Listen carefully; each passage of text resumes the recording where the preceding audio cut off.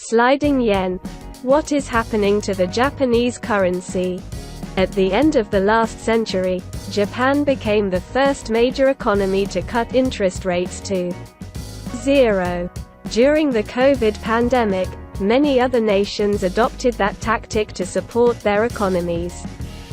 Those countries are now raising interest rates, but the Bank of Japan, BOJ, on Friday yet again kept its main rate below zero. And that is bad for its currency. The yen has long been seen as a safe haven, which investors traditionally bought at times of crisis. But that status is now on shaky ground. This year alone it has lost more than a fifth of its value against the US dollar to hit the lowest level since 1990. Why is this happening?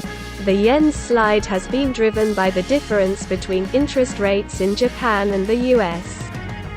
Since March, the US Federal Reserve has aggressively raised its main interest rate, from 0.25% to 3.25% as it tries to tackle the rising cost of living.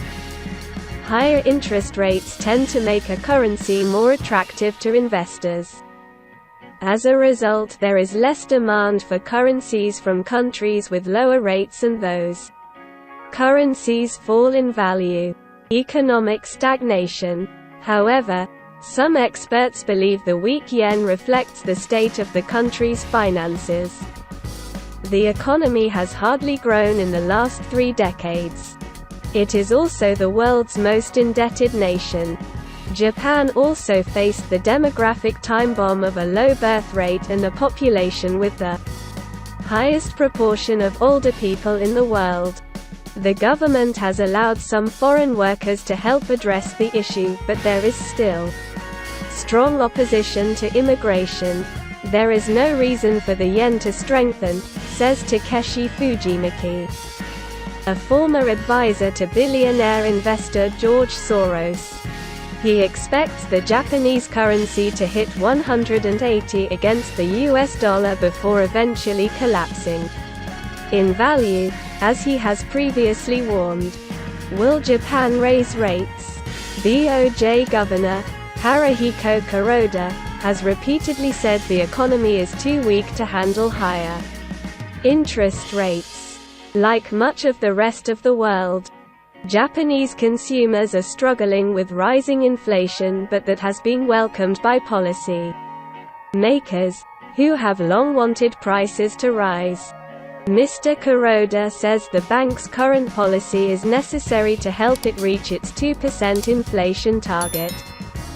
That is because for years Japan has faced deflation, or falling prices, which is bad for an economy because when prices keep dropping, consumers tend to hold back on buying big-ticket items as they expect them to be cheaper in the future. What can Japan do? Japan had not intervened in the global currency market to prop up the yen for almost 2.5 decades. Last month though, as the currency fell, authorities stepped in, spending $21 billion, £18.3 billion. It helped for a short time, but soon the currency tumbled again. This time crossing 150 yen to the dollar. That reportedly triggered fresh intervention, this time with an estimated $37 billion. The Japanese government has so far refused to confirm it stepped in again, even as traders said they saw signs of another intervention earlier this week. Experts have warned that these attempts to prop up the yen will only ever have a short-term effect. It is to show the position of the Japanese government that it doesn't want any further weakening of Japanese yen. Eisuke Sakakibara, a former senior official at Japan's finance ministry, said, "What does it mean for consumers and businesses? The weak yen makes everything Japan buys more expensive. The country relies heavily on imported oil and gas. Because of exchange rates and rising energy prices, The amount of money it spent on imports last month jumped by 46%. But it is not all bad news for businesses. The money made abroad by Japanese exporters is worth a lot more back home, as exports account for about 15% of the country's total economic activity. That is not insignificant. However, Japan's consumers have seen their purchasing power halved over the last decade. 10 years ago, 10,000 yen would buy an item worth $132. But today it only gets you something worth $67. That is a major problem because average salaries in Japan have hardly risen in over 3 decades.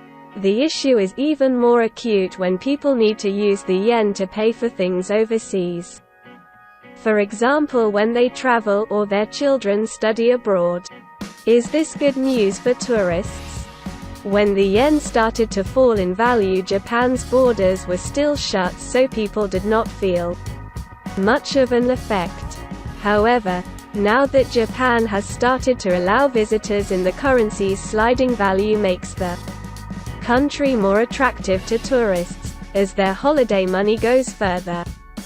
In 2019, Japan welcomed 32 million foreign visitors, who spent about 5 trillion yen, $33.6 billion, £29.7 billion. While tourist numbers are still a long way from that level. Investment bank Goldman Sachs has predicted inbound spending could reach 6.6 trillion yen within a year of the country fully reopening.